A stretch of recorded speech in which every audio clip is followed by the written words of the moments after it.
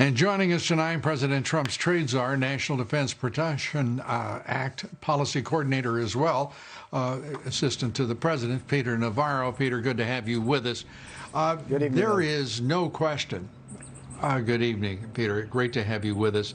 There's no question, no matter what else, the origin of the virus itself, whether it was engineered, we know for an outright fact that China refused to warn the world of the pandemic that they had unleashed on the entire globe. That is unquestionable. What are we to do about it? One of the things that I find really troubling about the whole thing, besides spawning the virus, Lou, and hiding it from us for 6 weeks behind the shield of the World Health Organization, China vacuumed up all of the personal protective equipment around the world while it was hiding the virus. And I have evidence directly from the Chinese government customs duty union that shows that in the months of January and February, they bought 18 times more amount of masks. It was over 2 billion masks alone. They increased their expenditures of both goggles and gloves, and this was around the world, Lou.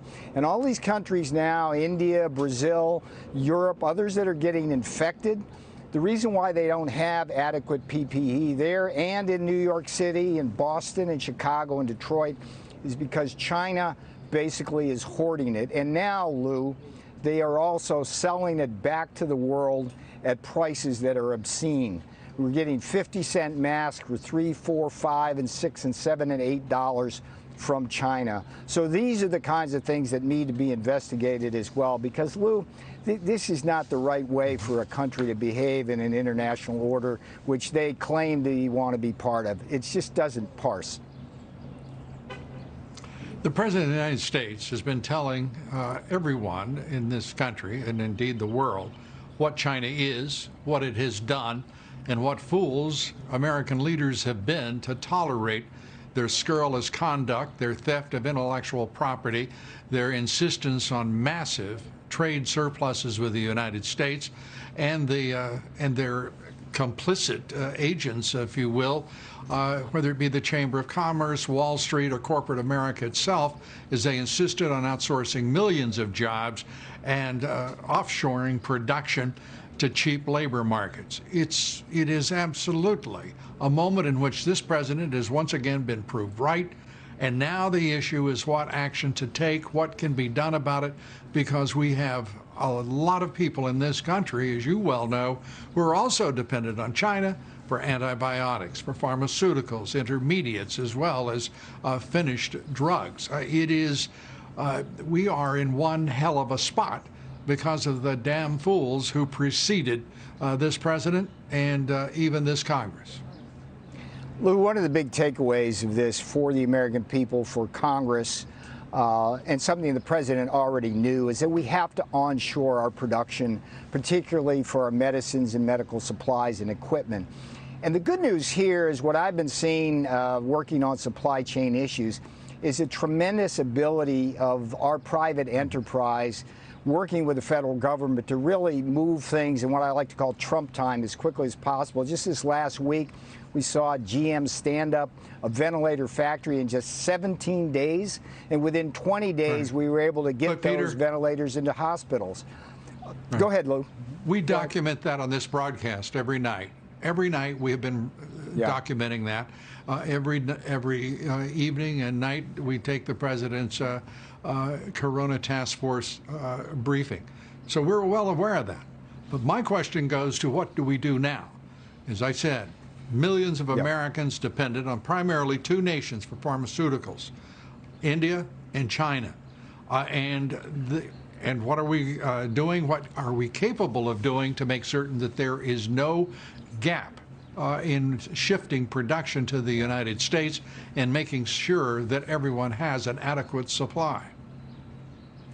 Lou, we're doing everything we can, and we've been doing that since January to move up production. Honeywell just introduced a new factory in Smith, Rhode Island, making millions of masks. Just today, trucks arrived in New York City. We're going to reinvigorate the garment district so that masks can be locally made by cutters and sewers for doctors there.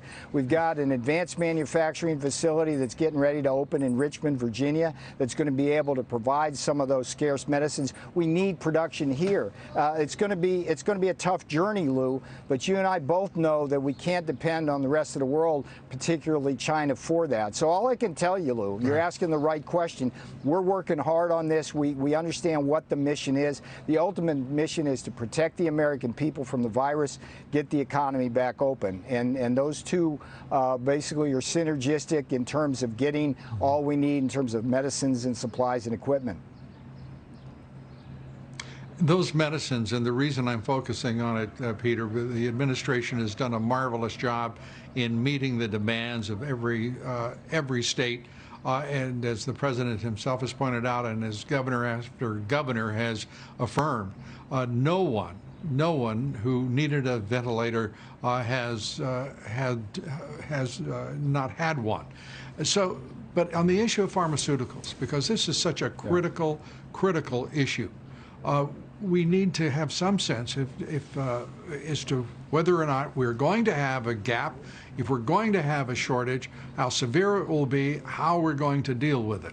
Because it's straightforwardly, even though we're reopening the economy, we're still, as you know, primarily dependent on China for those drugs. Well, let me tell you something else about China that's alarming. Well, one of the reasons that they may not have let us in and given us the data on this virus early is they're racing to get a vaccine, and they think this is just a competitive business race. It's a business proposition so that they can sell the vaccines to the world. But we're going to beat them. We're going to beat them because of President Trump's leadership. We're going to beat them because HHS has already got a 5-company horse race. Lou, all I can tell you is that we're focused on the mission. We're doing everything possible, and we're moving up production as fast as we can. And you're absolutely right. This is going to be a difficult time. Have we established an organization, a private-public partnership, as we have, and as your administration has in so many cases, with pharmaceutical companies with a specific mission of making sure that shortage, if indeed it does occur, is brief and is fixed as soon as possible by U.S. production? Let me give you some good news on that. Congress has appropriated funds. BARDA, which is the tip of the spear in HHS for developing pharmaceuticals, is working closely with the private sector companies to make sure they have the funding and the financing, the cooperation. We're taking Steve Hahn at the FDA. He's doing everything possible to get rid of the regulatory roadblocks. Right. And we are focused on that mission, Lou.